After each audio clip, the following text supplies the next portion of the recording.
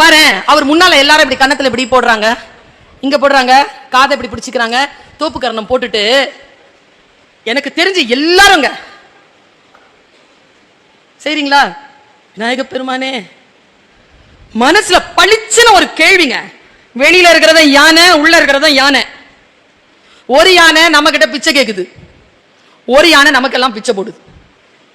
What is the difference? எங்க ஐயா என்னுடைய ஆன்மீக குரு கிட்ட போய் கேட்டேன், ஐயா என்னையா இதுவும் யானை அதுவும் யானை, அது வந்து நமக்கு பிச்சை போடுது, இது நம்ம கிட்ட பிச்சை கேக்குது, எப்படியா இது, என்னையா தத்துவம்? உடனே அவர் ஒரு தத்துவத்தை சொன்னாரு, நான் அதை ஸ்கூல் பிள்ளைங்களுக்கு சொல்லிட்டு போறேன். அவர் சொன்னார், யானை நான் மதம் பிடிக்கும் சுல்தானா, மதம் அப்படிங்கிறது வந்து யானையினுடைய பலவீனம். மத்தகமெல்லாம் வீங்கிரும், கண்ணில இருந்து வாயிலிருந்து கருப்பு நீர் வடியும், யாரை பார்த்தாலும் மிதிக்கும், யாரை பார்த்தாலும் அழிக்கும், அதை கண்ட்ரோலே பண்ண முடியாது. இந்த மதம் எல்லாருக்கும் பிடிக்கும், சரி, கோயில் யானைக்கும் பிடிக்கும். அது என்ன பண்ணுது, தன்னுடைய பலவீனத்தை அடக்கக்கூடிய ஆயுதம் வந்து அங்குசம்.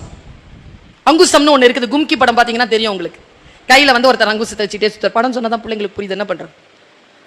அந்த அங்குசத்தை, தன் பலவீனத்தை அடக்கக்கூடிய ஆயுதமான அங்குசத்தை அது பாகன் கையில் கொடுத்திருக்கிறது. அவன் தான் இதை அடக்கணும். அதனால இது பிச்சை கேட்குது. உள்ள போய் விநாயகனை பார், உங்க வீட்டுல விநாயகர் சிலை இருந்தால் பார், அவர் கையில் வைத்திருப்பதே, ஃபர்ஸ்ட் கையில் அவர் வச்சிருக்கிறதே அங்குசம் தான். எவன் ஒருவன் தன் பலவீனத்தை அடக்கக்கூடிய ஆயுதத்தை தன் கையிலே வைத்திருப்பானோ அவன் அடுத்தவர்களுக்கு பிச்சை போடுவான். எவன் ஒருவன் அதை அடுத்தவர்கள் கையில் கொடுத்திருக்கிறானோ அவன் பிச்சை எடுப்பான். குழந்தைகளே, உங்கள் பலவீனத்தை அடக்கக்கூடிய ஆயுதத்தை நீங்கள் யாரிடத்திலும் கொடுக்காதீர்கள். உங்க கையில வச்சிருங்க, உங்களை நீங்களே அடக்கிக்கோங்க, உங்களுக்கு நீங்களே தடை போடுங்க. ரியாக்டிவா இருக்காதீங்க, ப்ரோஆக்டிவா இருங்க. இது என் வாழ்க்கை, நான் 16 வயது கடந்திருக்கிறேன், இன்னும் 5 ஆண்டுகள் என்னிடத்தில் உண்டு. நான் யார் என்று இந்த உலகம் என்னை பார்த்து கேட்கும். பள்ளிக்கூடம் படிக்கிற வரைக்கும் உன்னை எதுவுமே கேட்காது. பிள்ளை படிச்சிட்டு இருக்கிறியாப்பா, நல்லா படி, இப்படிதான் சொல்லும். காலேஜ்க்கு போகிற வரைக்கும் கூட கேட்காது. காலேஜ் முடி அடுத்த நாள்ல இருந்து கேட்கும், என்ன பண்ண போற, என்ன பண்ண போற, இப்படி சொல்றேன் புரிதான் பார்.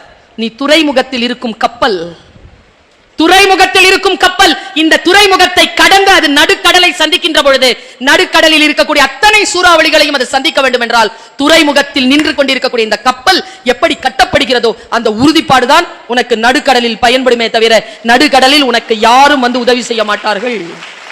Load yourself here itself. இங்க ஆசிரியர்கள் கொடுக்கக்கூடிய, இந்த சமூகம் உங்களுக்கு கொடுக்கக்கூடிய அத்தனை விஷயத்தையும் நீ எடுத்துக்கொள்ள வேண்டும் என்பதற்காக சொல்லுகிறேன்.